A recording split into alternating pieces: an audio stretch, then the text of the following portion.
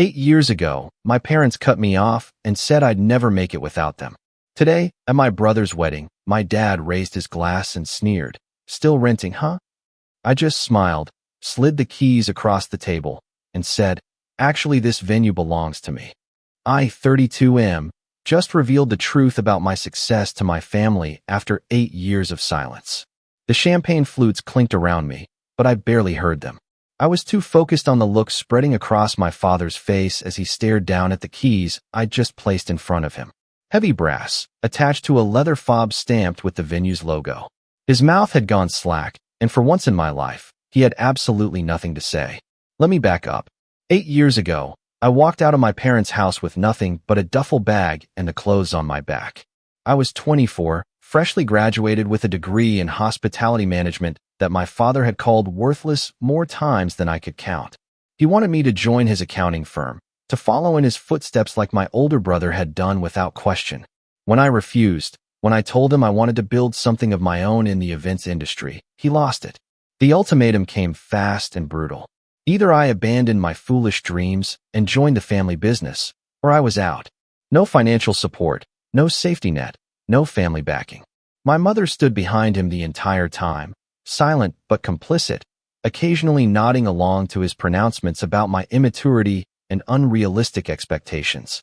My brother sat at the kitchen table, barely looking up from his phone, probably relieved the spotlight wasn't on him for once. I chose the door. My father's parting words still echo sometimes. He told me I'd be back within 6 months, broke and humiliated, begging for his help. He said I didn't understand how the real world worked, that my generation expected everything handed to them, that I'd never make it without the family name and connections.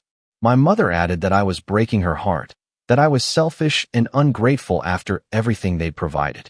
I didn't come back in 6 months. I didn't come back at all. The first year was brutal in ways I hadn't anticipated. I crashed on friends' couches, worked 3 jobs simultaneously, and ate ramen more nights than I care to remember. I was a server at a mid-range restaurant during dinner shifts, helped with events set up for a catering company on weekends, and did overnight inventory at a hotel. I barely slept. My body ached constantly, but I was free, and I was learning. More importantly, I was watching. I paid attention to everything. How venues operated, what made events successful, where the industry was inefficient, what clients actually wanted versus what they were being sold. I saved every penny I could, living so lean that my friends worried about me. But I had a plan forming, something I couldn't quite articulate yet, but could feel taking shape. After 18 months, I'd scraped together enough to rent a tiny office space with 2 partners I'd met in the industry. Both were as hungry and desperate as I was. We started an event planning company that focused on what larger companies ignored: small to medium-sized events with personalized service at accessible price points. Weddings for normal people, not just the wealthy. Corporate events for startups, not just established firms.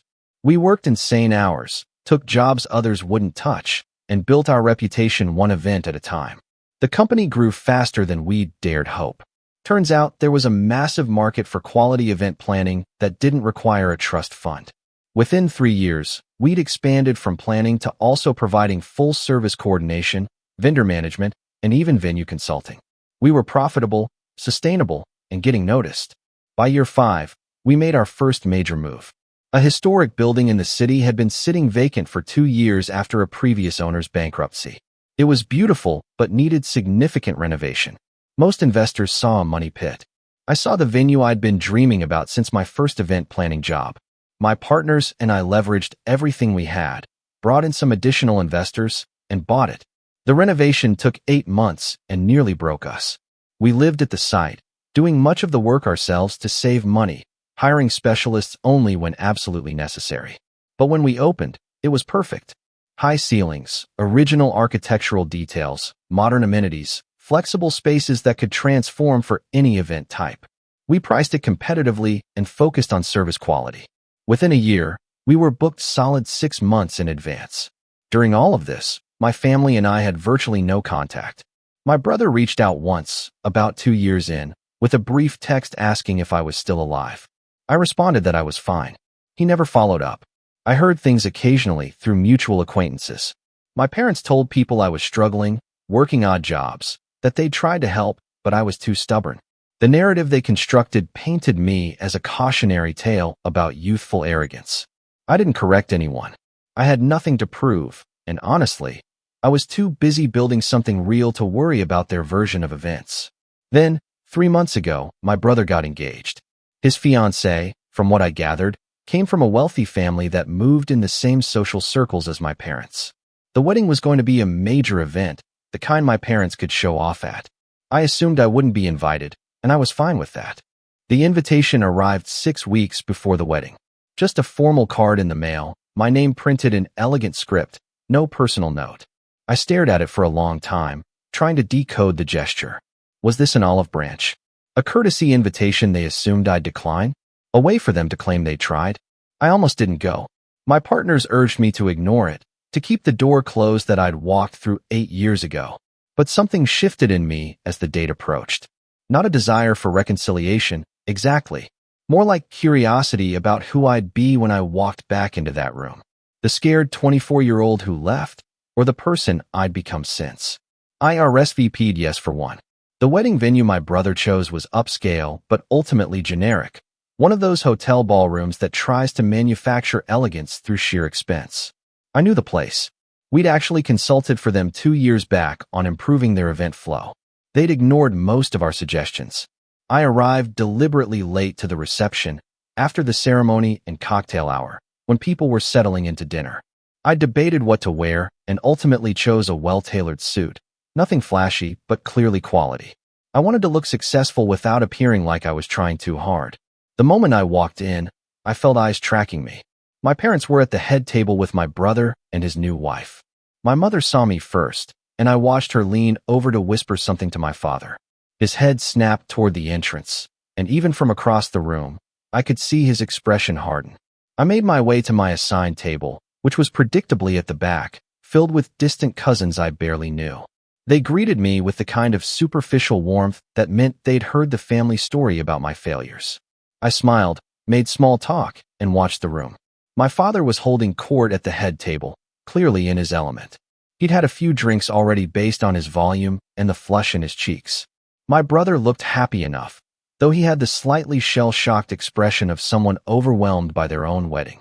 My mother was the perfect hostess, smiling and gracious, but I caught her glancing my way several times with an expression I couldn't quite read.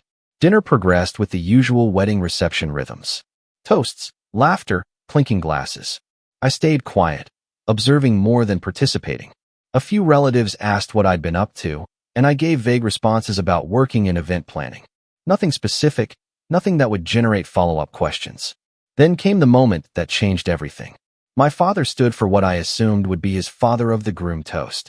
He had that particular swagger of someone who loves being the center of attention, especially when he's had just enough alcohol to remove his filter, but not enough to slur his words. He started with the expected remarks about his younger son, about family, about the beautiful wedding. Then his gaze landed on me, and his smile took on an edge. He started talking about success, about the importance of making smart choices, about how he and my mother had tried to guide both their sons toward secure futures. My brother had listened, he said, and look at him now, successful in the family firm, married to a wonderful woman, stable and settled. He paused, and I knew what was coming. His eyes locked on mine across the room, and he raised his glass slightly in my direction. The question came out loud enough for nearby tables to hear. Still renting, huh? Didn't quite work out the way you planned? The surrounding tables went quiet. A few people shifted uncomfortably. My mother reached for my father's arm, but he was on a roll, enjoying himself. He continued about how pride comes before a fall, how some lessons have to be learned the hard way, how it's never too late to admit you were wrong. Everyone was looking at me now, waiting for me to shrink, to flush with embarrassment, to confirm his narrative that I'd failed and he'd been right all along. I could feel the weight of their expectations, the story they'd all been told for 8 years being reinforced in real time. I stood up slowly. The room got even quieter.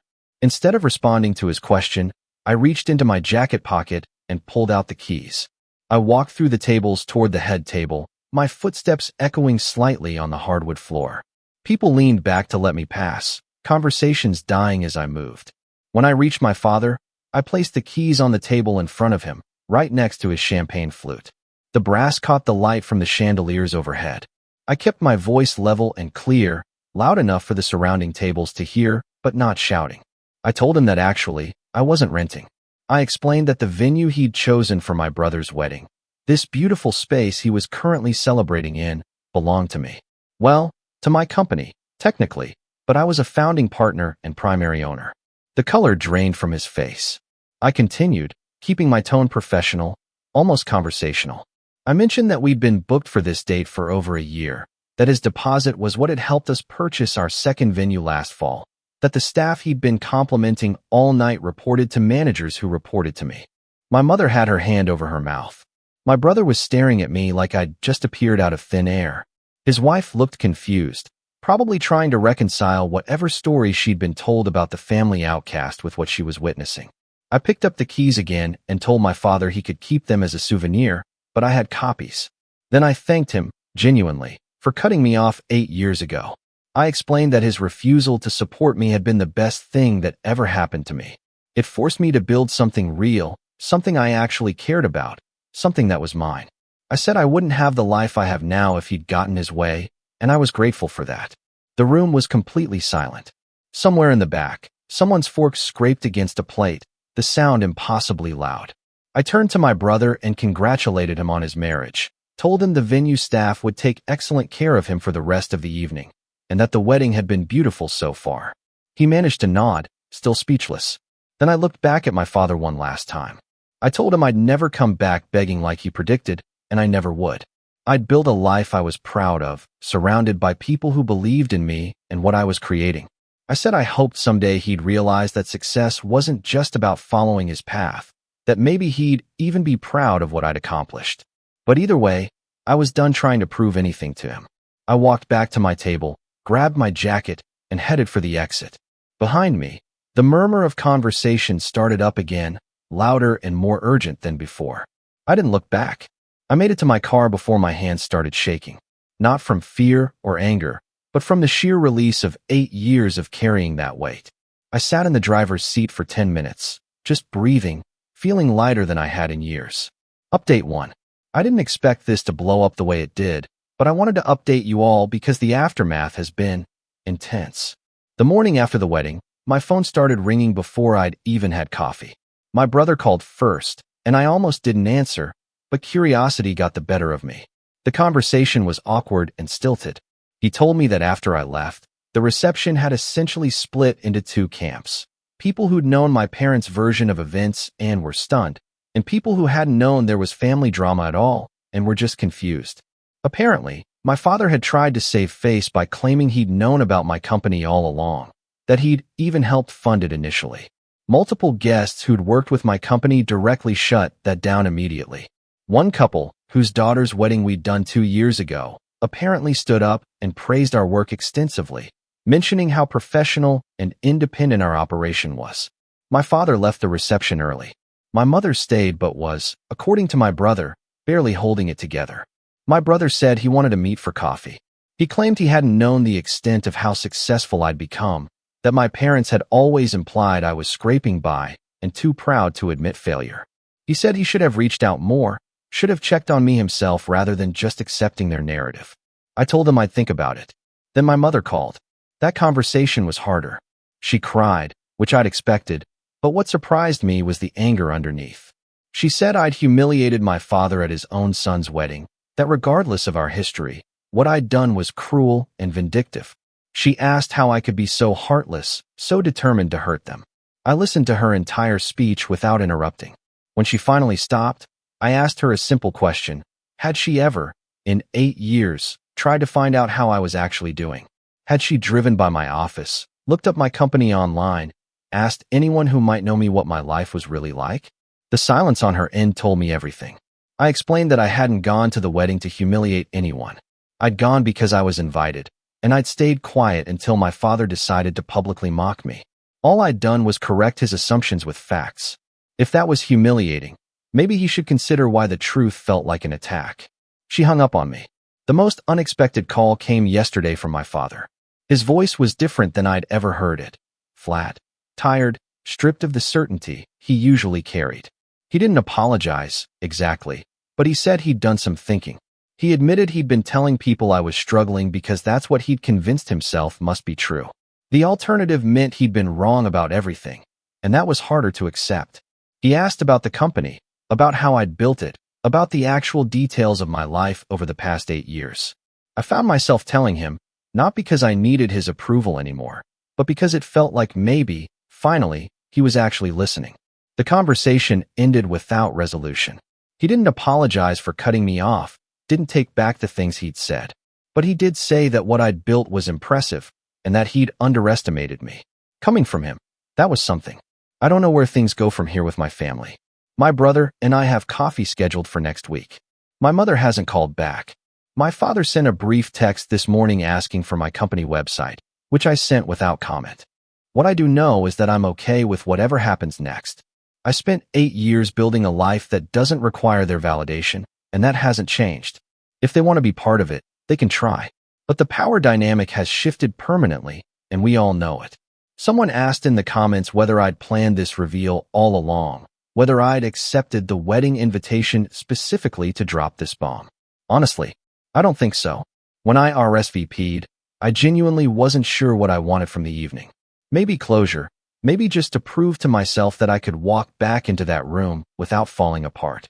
But when my father stood up with that smirk, when he tried to publicly diminish me in front of everyone, something crystallized. Not anger, exactly. More like clarity. I realized I was done being the family story about failure and pride. If he was going to force the narrative into the open, then he was going to get the real version, not the one he'd constructed to make himself feel better about disowning his son. The keys were always in my pocket. I grabbed them that morning out of habit, the way I always carry them when visiting one of our properties. But sliding them across the table wasn't premeditated revenge. It was just the cleanest, clearest way to communicate a simple truth. You were wrong about me, and I don't need you to admit it anymore. Update 2. It's been 3 weeks since the wedding, and I figured I owed you all a final update since so many of you have been following this journey with me.